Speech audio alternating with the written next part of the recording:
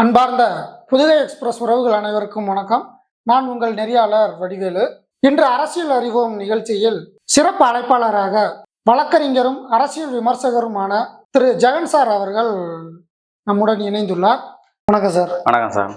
தமிழ்நாட்டில் தேர்தல் நெருங்கி கொண்டு நேரத்தில் எஸ்ஐஆர் அப்படிங்கிற ஒரு ரூல்ஸை தேர்தல் ஆணையம் புகுத்தி இருக்கு தமிழ்நாட்டு மேல.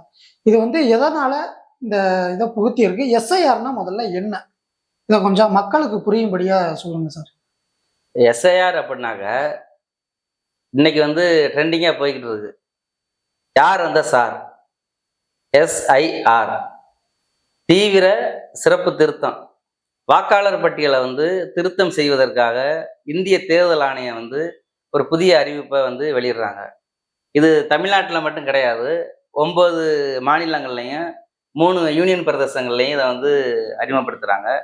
இது நேர்கனையே 2002லையும் 2002லேருந்து 2005 வரையும் இதை கொண்டு நடைமுறைப்படுத்தி வாக்காளர் பட்டியலை திருத்தத்தை மேற்கொண்டிருக்காங்க. இப்போ இந்த எஸ்ஐஆர் அப்படிங்கிற ஒரு ரூல்ஸை தமிழகத்தில் உள்ள கட்சிகள் டிஎம்கே இருக்கட்டும் ஏடிஎம்கே இருக்கட்டும் எல்லாருமே ஒரு அவசர கூட்டம் கூட்டி இதை தடுக்கணும் அப்படின்னு ஒரு கூட்டத்தை இது பண்ணாங்க.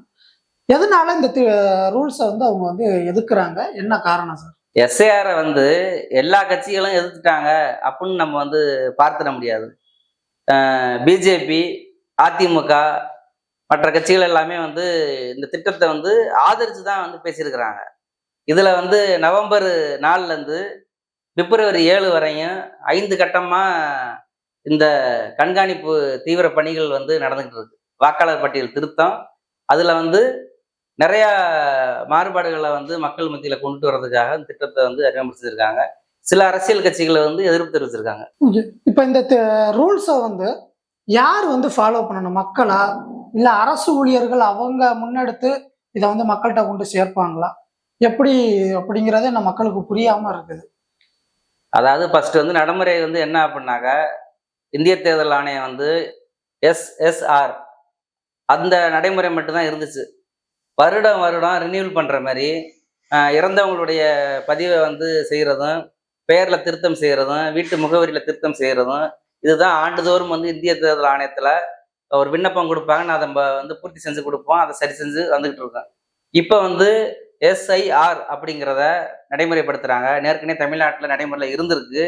அதை இப்போ நடைமுறைப்படுத்துறதுக்கு தீவிரமான முயற்சியை ஏற்படுத்திக்கிட்டு இருக்கிறாங்க.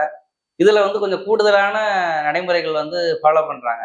இதனால நன்மையும் இருக்கும், தீமையும் இருக்கும்.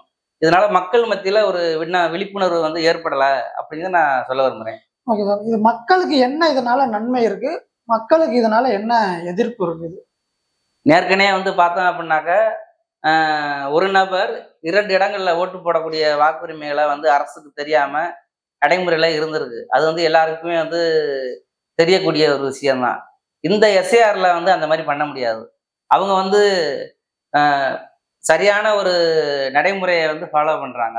இறந்தவங்களா இருக்கட்டும், இப்போ பிறந்தவங்க, கரண்ட்ல இருக்கிறவங்க எல்லாருடைய முகவரி அதுல தெளிவான ஒரு கண்காணிப்புல 5 கட்டமாக அது ஆய்வு செஞ்சு, பேர்ல உள்ள திருத்தங்கள் எல்லாத்தையுமே ஆய்வு செஞ்சு சரிபார்ப்புல எல்லாமே பண்ணி அதை நடவடிக்கை எடுக்கிறாங்க. இந்த எஸ்ஐஆர் அப்படிங்கிற ஒரு ரூல்ஸை காங்கிரஸ் கட்சியில உள்ளவர் ராகுல் காந்தி அவர்கள் இதை ஒரு பீகார்ல பெரிய ஃபோர்ஜரியே பண்ணியிருக்கு பிஜேபி அப்படின்னு சொல்லியிருக்காரு. அவர்கிட்ட ஆதாரம் இருக்குன்னு சொல்லியிருக்காரு.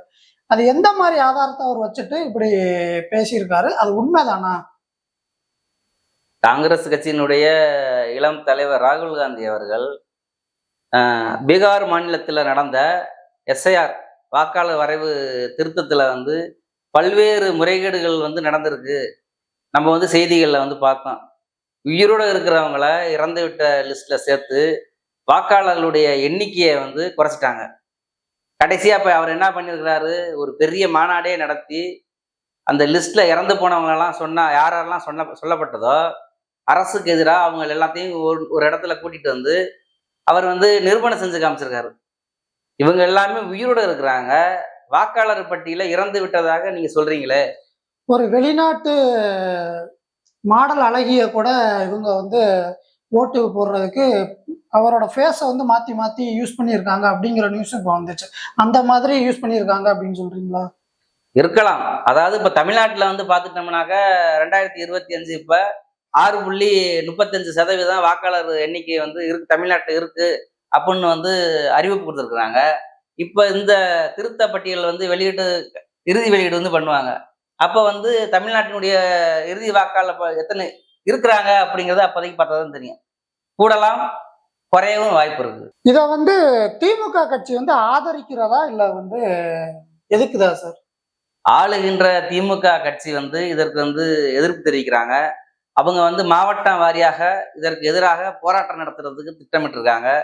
இதுல வந்து என்ன அப்படின்னாக்க, வாக்காளர் எண்ணிக்கை குறைவதற்கும் சில குளறுபடிகள் நடக்கும் அப்படிங்கிறதுனால அவங்க அந்த கண்ணோட்டத்துல பார்த்து அவங்க போராட்ட நிலைய முன்மொழிகிறாங்க. இல்ல எனக்கு புரியல சார். இது எதுக்காக வாக்காளர் குறையுது அப்படின்னா, இருக்கிறது என்னமோ அத சொல்றதுக்கு தானே இப்ப இது பண்றாங்க. இத ஏன் வந்து திமுக வந்து ஆதரிக்காம இருக்குது? மத்த எல்லா கட்சியும் ஆதரிக்கிறாங்களே, அவங்களுக்கெல்லாம் பிரச்சனை இல்லாத போது, இவங்க மட்டும் ஏன் எதுக்குறாங்க? இந்திய தேர்தல் ஆணையம் வந்து நேர்மையான முறையில் இறந்தவங்க லிஸ்ட்லையும், உயிரோட இருக்கிறவங்கள உயிரோட உள்ள லிஸ்ட்லையும் பிழைகளை சரியா திருத்தி கொடுத்து அவங்க நடைமுறையில வச்சிருந்தா பரவாயில்ல. நேர்கனே நடந்த திருத்த பட்டியல்ல உயிரோட இருக்கக்கூடிய நபர்களை இறந்து விட்டதாக குளறுபடிகள் பீகார் மாநிலத்துல நடந்திருக்கு. எதிர்க்கட்சி தலைவர் வந்து குற்றச்சாட்டு வைக்கிறாரு.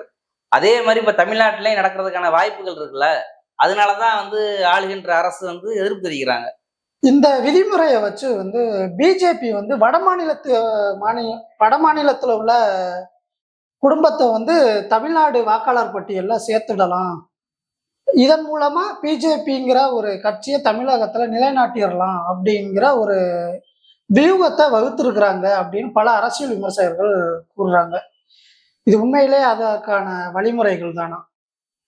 என்னங்கிறத கொஞ்சம் மக்களுக்கு சொல்லுங்க. தமிழ்நாட்டுக்குள்ள வட மாநிலத்தினர் வந்து எண்ணிக்கை வந்து வேலைவாய்ப்பு தொடர்பா பெருகிக்கிட்டே போகுது. திருப்பூர், கோயம்புத்தூர் போன்ற, திருச்சி, சென்னை போன்ற முக்கிய பெருநகரங்கள்ல தொழில் ரீதியாக வட மாநிலத்தினர்கள் வந்து குடும்பமாக பெயர்ந்து அவங்க வந்து வாழ்ந்துட்டு இருக்காங்க. தமிழ்நாட்டில் தமிழ் பெண்களை திருமணம் செய்து வாழ்றாங்க. அப்படி வாழும் பொழுது அவர்களுக்கான ரேஷன் கார்டு, குடியிருக்கும் ஆதார் கார்டு போன்ற அடையாள அட்டைகளை வழங்கும் பொழுது அவர்களுக்கு ஆட்டோமேட்டிக்காக குடியுரிமை வந்து வழங்கப்படுது. கூடுதலாக இப்போ வந்து இந்த திருத்தத்தின் மூலமாக வட மாநிலத்தவர்கள் எண்ணிக்கை வந்து வாக்காளர் பட்டியலில் கூடுதலாக வரும் அப்படிங்கிறது எதிர்பார்ப்பு வந்து சரியானது தான். அப்படிங்கிற பட்சத்துல பிஜேபி வந்து அடுத்து தனது ஆளுமைய உள்ள திணிக்கிறதுக்கு ரெடி ஆயிருச்சு அப்படிங்கிற இருக்கலாம் மாதிரி இருக்குது. இருக்கலாம் இருக்கலாம். எஸ்ஐஆரை பத்தி மக்கள் என்ன நினைக்கிறாங்க? எஸ்ஏஆரை பற்றி மக்களுக்கு எதுவுமே தெரியல. ஏன் அப்படின்னாக்க, ஆளுகின்ற திமுக அரசு அதற்கு வந்து எதிர்ப்பு தெரிவிச்சிட்டாங்க. எதிர்ப்பு தெரிவிச்சனால இந்த ஸ்கீம் வந்து, இந்த திருத்தப்பட்டியல் வந்து மக்கள் மத்தியில எதுவுமே தெரியாததுனால அவங்கள்ட்ட வந்து நம்ம எது கேட்டாலும் அவங்களுக்கு தெரியல. இப்போ வீடு வீடாக இந்த விண்ணப்ப படிவம் வந்து ஒன்றா கொடுத்து அதை வந்து பூர்த்தி செஞ்சு அதுல வந்து திருத்தப்பட்டியல், அதுல இறுதிக்கட்ட பட்டியல், சரிபார்ப்பு என 5 கட்டமான முறைகளை வந்து கையாண்டு கடைசியில் இறுதிக்கட்டத்தை வந்து பட்டியலை வந்து வெளியிடுறேன் அப்படின்னு வந்து சொல்றாங்க. இப்போ வந்து விண்ணப்பம் வந்து கொடுக்குறாங்க. அந்த விண்ணப்பத்தை பூர்த்தி செஞ்சு கொடுங்க அப்படின்னு தான் சொல்றாங்களே தவிர்த்துட்டு அதை பத்தி எதுவுமே அவங்களுக்கு வந்து சொல்றது இல்லை. தேர்தல் ஆணையம் வந்து என்ன சொல்லுது, இதை வந்து நீங்க பூர்த்தி செஞ்சு கொடுக்கல, இதுல வந்து ஏதாவது பிழைகள் எதுவும் இருந்துச்சு, அதை நீங்க வந்து வாங்கல அப்படின்னாக்க நாங்க வந்து பொறுப்பேற்றுக்க மாட்டோம் அப்படின்னு அவங்க வந்து கையை விரிச்சிட்டாங்க. இதுக்கு வந்து யார் வந்து பொறுப்பா இருக்க முடியும்? மக்களுக்கு சம்பந்தமா ஒண்ணுமே தெரியல. அரசு வந்து இதை ரீதியா சொல்லக்கூடிய கடமைக்கு இருக்கு. ஆனா அது அவங்க எதிர்ப்பு தெரிவிச்ச வாக்குல அப்படியே அமைதியா இருக்கிறாங்க. அப்ப இந்த 2026 தேர்தல்ல எந்த கட்சி தோத்தாலும் ஒரு மிகப்பெரிய விஷயமா இதைத்தான் முன்னெடுத்து வைப்பாங்கன்னுங்கிற மாதிரி தோணுது அப்படிங்களா சார்? ஆமா, தேர்தல் நேரத்துல இந்த மாதிரியான ஒரு குளறுபடியை வந்து கொண்டு வந்து விட்டுருக்குறாங்க. வருஷம் நடக்கிறது என்ன?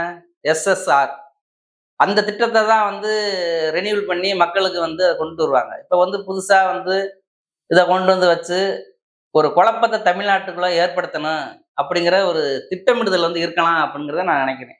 எஸ்ஐஆர் என்ற இந்த விதிமுறையை பற்றி வழக்கறிஞரும் அரசியல் விமர்சகருமான ஜெகன் சார் அவர்கள் நம்முடன் பல விவாதங்களை பகிர்ந்து கொண்டார். இறுதியில் வாக்காளர் பட்டியல் முடிவு செய்து ஆளுங்கட்சிக்கு இது சாதகமாக உள்ளதா இல்ல பிற கட்சிகளுக்கு சாதகமாக உள்ளதா என்று 2026 முடிவுகளில் தான் தெரியும்.